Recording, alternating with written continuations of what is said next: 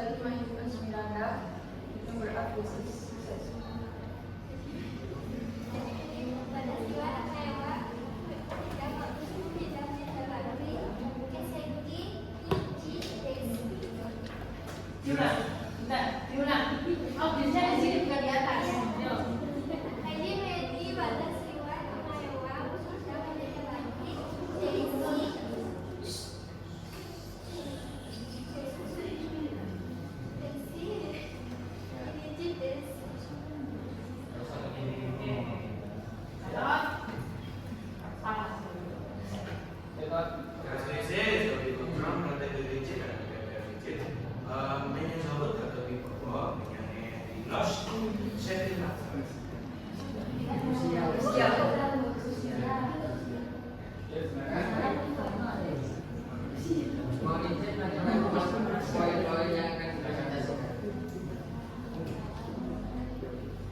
Sebelum kami menjelaskan SOP yang KKP, saya akan mempresentasikan dokumen yang telah duduk.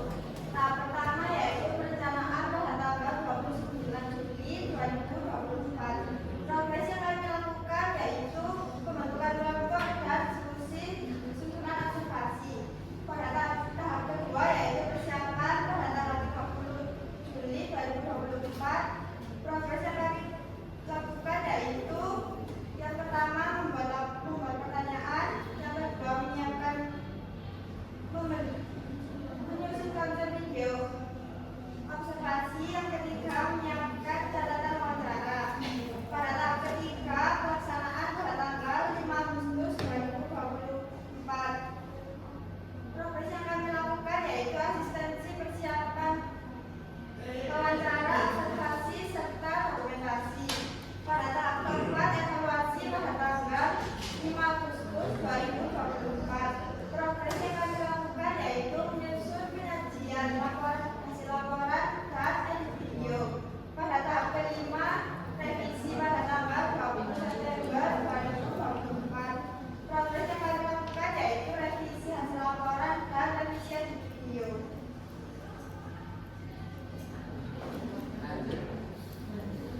Saya akan mempresentasikan beberapa prosedur kerja yang ada di unit kerja KP.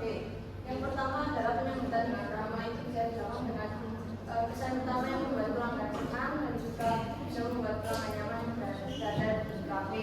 Yang kedua adalah pelayanan dengan baik dan ramah. Itu bisa dengan membantu pelanggan jika ada pelanggan yang membutuhkan bantuan. Terus yang ketiga ada penyiapan pesanan sesuai SOP yang berlaku di masing-masing kafe. Yang keempat ada penyajian pesanan yang benar dan sesuai pesanan yang diinginkan pelanggan. Itu bisa dengan menyusun pesanan, terus bisa mengurutkan nomor sesuai urutan pesanan, terus tidak bisa melakukan penyajian dengan cepat dan tepat. Selanjutnya, saya akan mempresentasikan solusi dan batas dari Mbak yang belakang, tolong. yang pertama, menurut kami masa kerjaan pertama tidak ada solusi dan harapan karena menurut kami masa kerjaan tersebut sudah baik dan memang sudah selayaknya pelanggan mendapatkan pelayanan yang ramah. Kedua, menurut kami prosedur kerjaan kedua tidak ada solusi, namun harapan kami yaitu SOP dapat meningkatkan kualitas layanan yang diinginkan pelanggan. Ketiga, menurut kami prosedur kerjaan ketiga tidak ada solusi dan harapan karena menurut kami prosedur tersebut sudah bagus dan sudah mengikuti SOP. Yang keempat, dan menurut kami prosedur kerjaan keempat tidak ada solusi tambahan. Tetapi terdapat tanggapan kami terhadap penyajian pesanan yang sesuai dengan keinginan pelanggan. Oke, lanjut pada saran-saran kafe. Kalau boleh jujur sebenarnya kafe ini udah fasilitasnya sudah jempolan. Cuma buat saran-saran ini mungkin bisa menjadi tambahan biar jempolannya bisa buat jempol. Yang pertama, kami menyarankan untuk mengatur suasana kafe agar tidak mengganggu pelanggan. Terkadang ketika datang ada orang itu karaokean di dalam kafe itu keras. Karena jujur dari kami juga yang alami waktu kemarin lagi observasi, kami mau wawancara tapi ada orang karaokeannya itu keras. Jadi itu menurut kami mungkin bisa dikondisikan. Kalau siang-siang gitu kan orang-orang datang ke kafe itu biasanya buat mencari suasana yang tenang. Biasanya kan tugas, misalnya di tempat tugasnya suasananya lagi ramai, nggak mendukung, nggak kondusif. Kan kebanyakan orang-orang ke kafe itu biar mendapatkan suasana yang tenang dan bisa konsentrasi ke kerjanya. Gitu. Nah, contohnya kayak misalnya ada anak itu di kelasnya lagi ramai. Aduh, lagi ramai, aku nggak bisa nonton tugas konsen ini. Nah, akhirnya mereka kan anaknya itu ke kafe kan. Nah, datang ke kafe, misalkan ada orang itu karaokeannya pakai speaker keras sekali gitu. Speaker keras nyanyi. Ku bisa membuatmu jatuh cinta padaku meski kau tak cinta. Nah, akhirnya orangnya lagunya lagu galau kan? Ya lagu galau. Kerjakan lagunya galau, anaknya ikut galau, otaknya galau, tangannya kerjakan. Soalnya mintanya tolong sebutkan nama mantan presiden Indonesia yang dituliskan malah mantannya dia. Nah, habis itu kan dikumpulkan kan, selesai dikumpulkan, gurunya lihat jebret.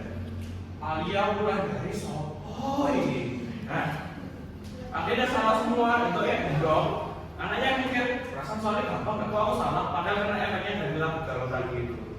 Nah, jadi menurut kami mungkin bisa dikondisikan gitu biar kejadian kayak gitu kayak nggak terjadi gitu. Saya itu juga kemarin waktu observasi juga ya kan. Jadi kurang lebih mungkin bisa dikondisikannya pada saat siang itu lagu-lagunya yang chill, sepi gitu. Buat yang sore mungkin baru nggak apa-apa kan. Kebanyakan orang waktu sore itu sudah pulang kerja, pulang sekolah, nyarinya santai, lebih santai. Lagu-lagu mungkin bisa dipakai. Lanjut buat cara kedua itu pendisiplinan pekerja. Kami kadang-kadang, terutama saya juga sebenarnya sering ke kafe.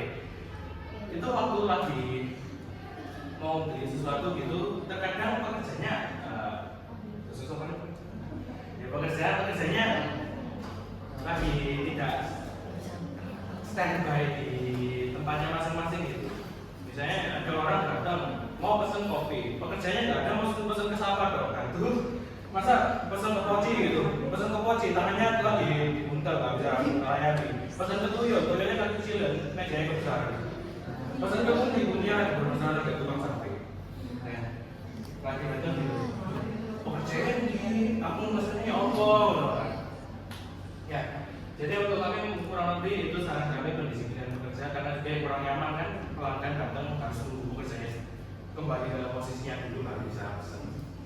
Berdirinya lama banget untuk bekerja gaji. Ya, kurang lebih seperti itu saran-saran dari kelompok kami. Mungkin bisa dilanjut. Terima kasih. Apakah nanti kalau saran bisa ditanyakan?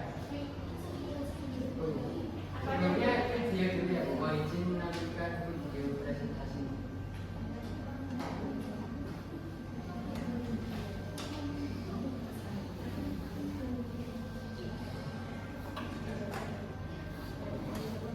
Kafe adalah tempat untuk bersantai, berbincang-bincang dengan pengunjung dan memesan minuman dan makanan. Tentunya kafe tidak luput dari minuman khasnya yaitu kopi.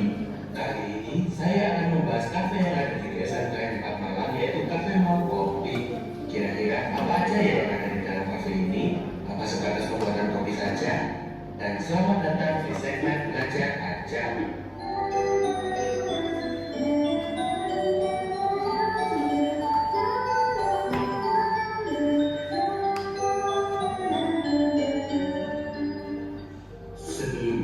Terima kasih banyak atas semua pihak yang telah terlibat dalam rangkaian kegiatan PJKN ini. Terima kasih juga kepada tim yang telah membantu dalam observasi ini. Berikut adalah anggota dari tim kami.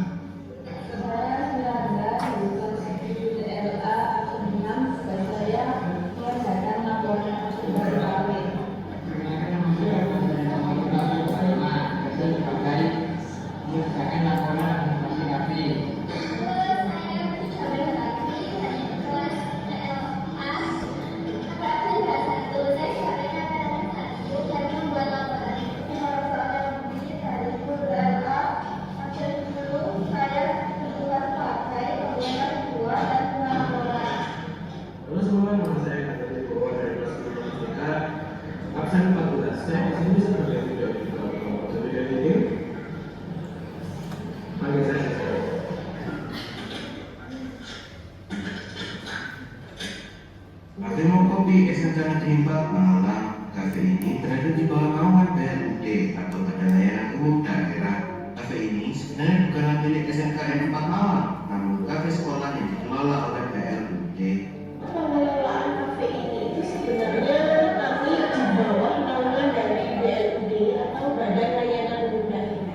Jadi kafe ini kalau dalam pelaksanaannya memang kita sudah ada kafe, tetapi untuk pertanggungjawaban mulai dari laporan pembelanjaan sampai dengan laporan pendapatan kami serahkan ke BLUD. BLUD itu adalah Badan Layanan Umum Daerah. Artinya apa?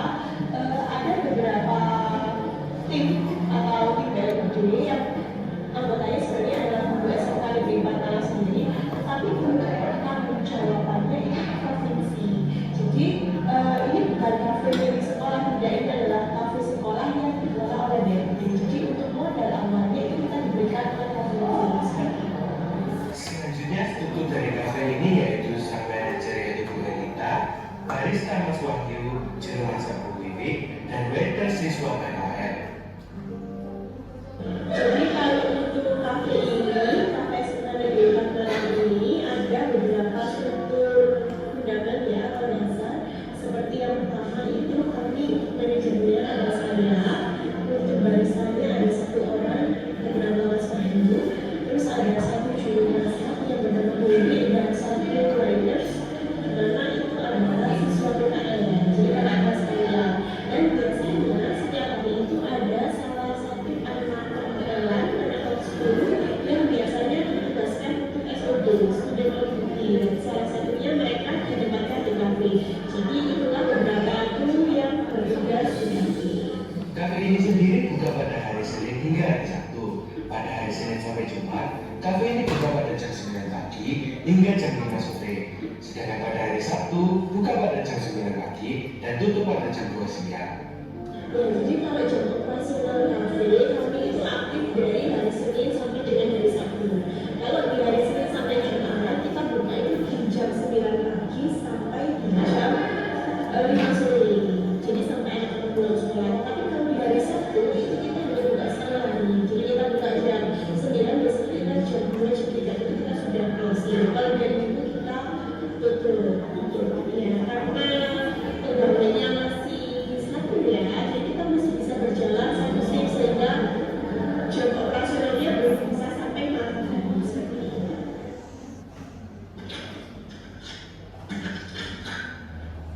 Pada poin kali ini, saya akan membahas tentang logistik kafe. Persediaan logistik kafe sendiri disimpan oleh gudang, di mana jika pihak kafe memerlukan kebutuhan logistik, mereka akan menghubungi pihak gudang.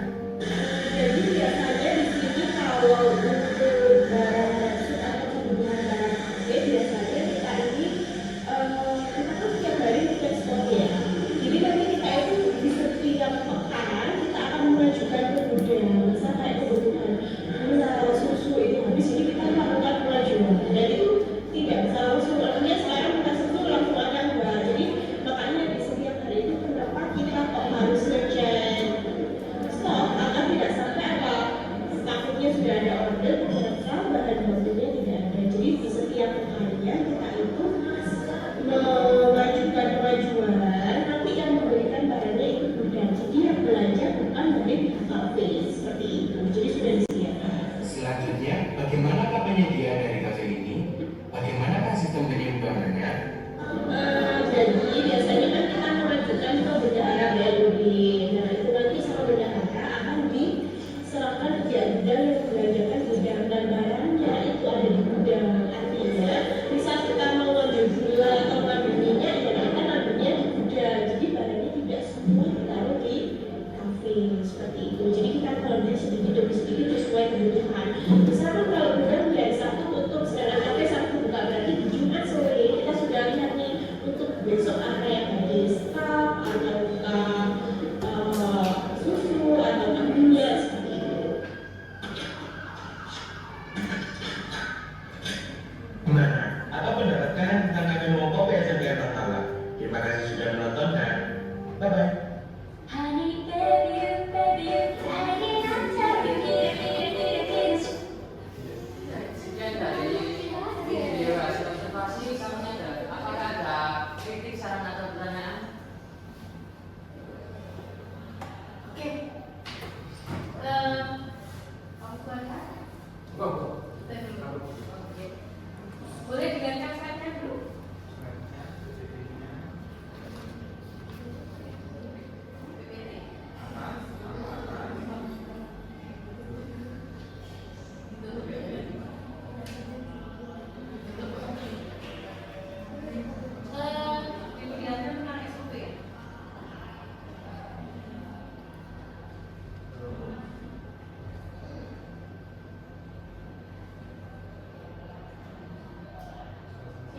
1, 2, 3, 4 tadi 1, 2, 3.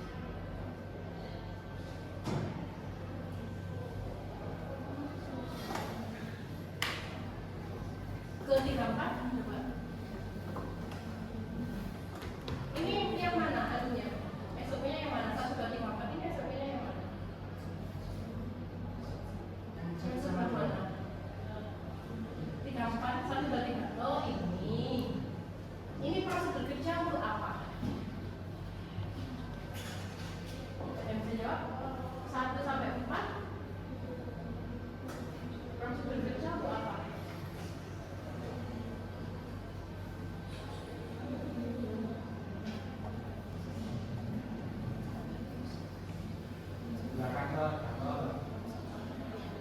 Oke.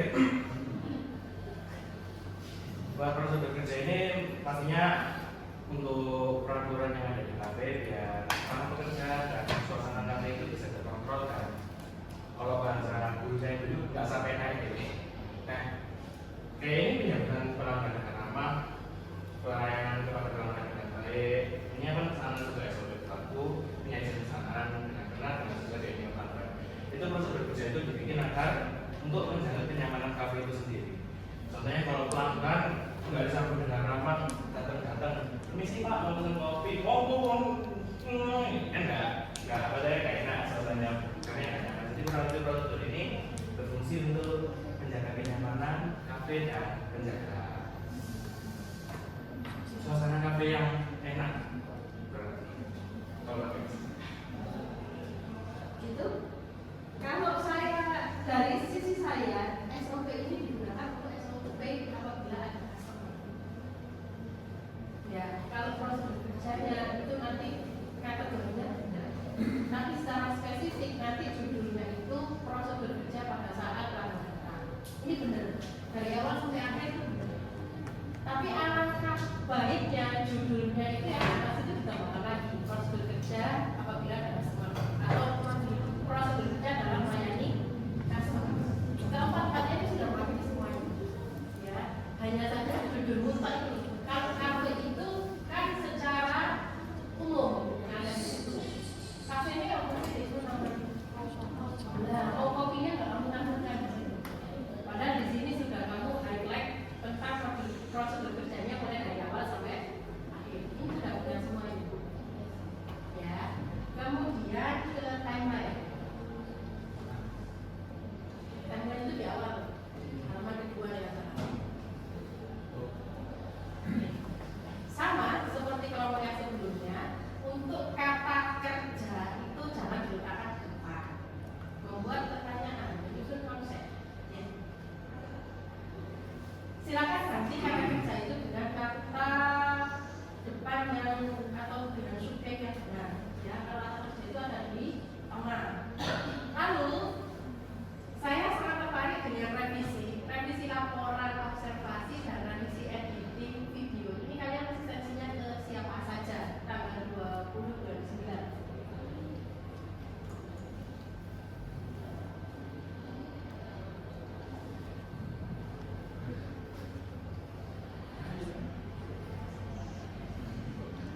Ayo, sampai jumpa di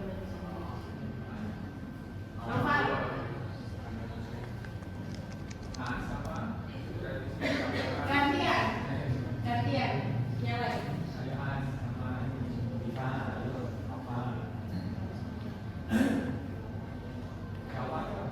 Kalau laporan ini kemungkinan bisa konsultasi ke Pak, bisa konsultasi ke Pak. Kemungkinan. Ya. Belum terjadi. Bisa konsultasi ke Pak untuk tanggal 20. Terus editing video revisi dari siapa? Kalau video itu bisa ke Pak Adi. Revisi dari Pak Adi. Ya atau enggak ke minta tolong ke guru yang Siapa? Jadi kayak guru. ya Pak Adi. Oke. Itu tanggal nomor 3 dan nomor 4 ya. Itu kenapa kok dilakukan di hari yang sama?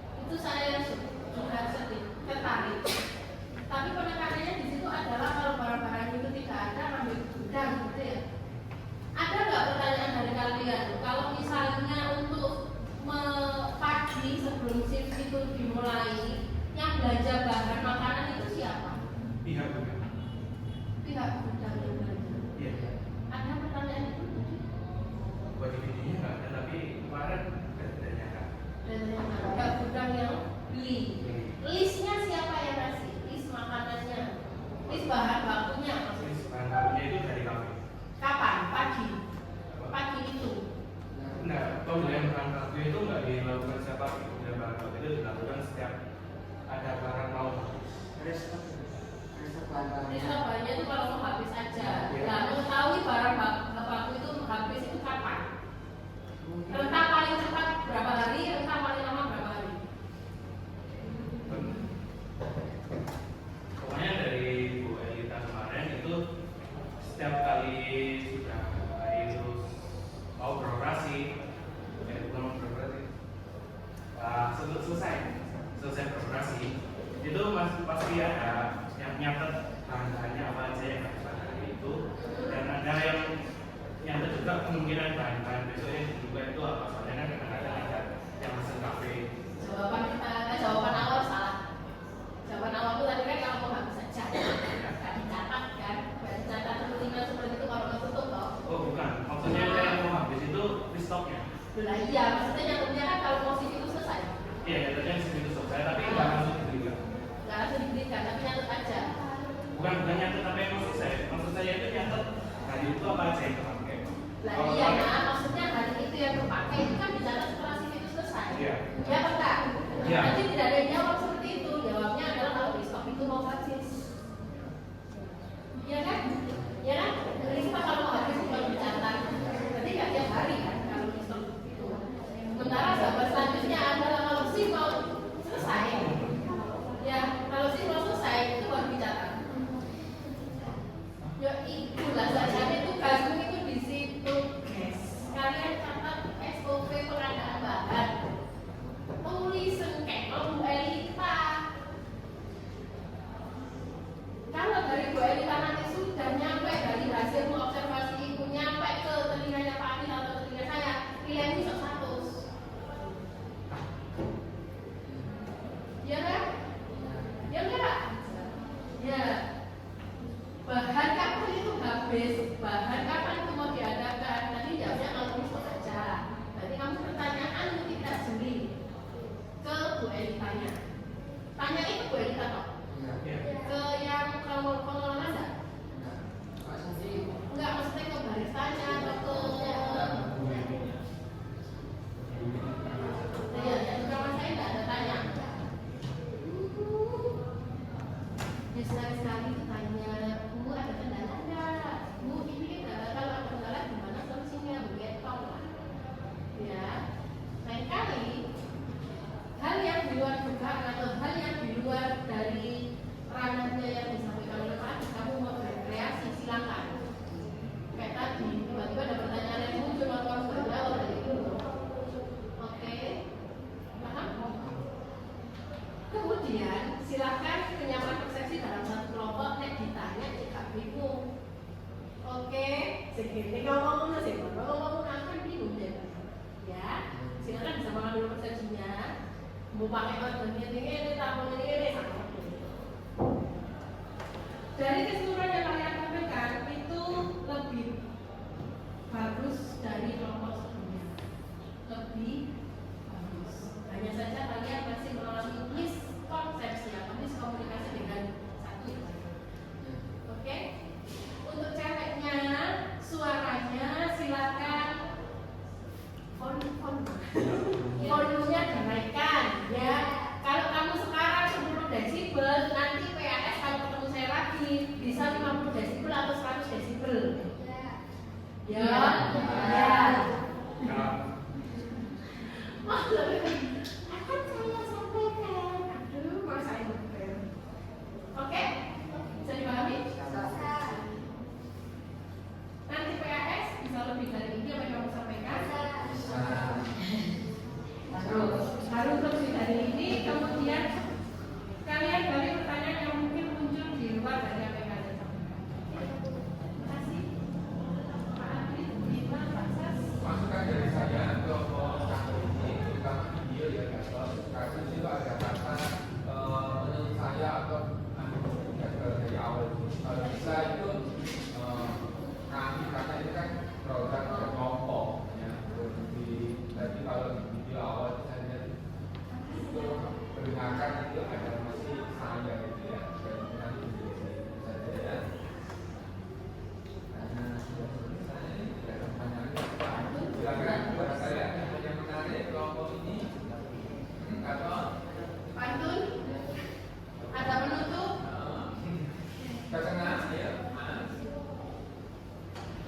jalan-jalan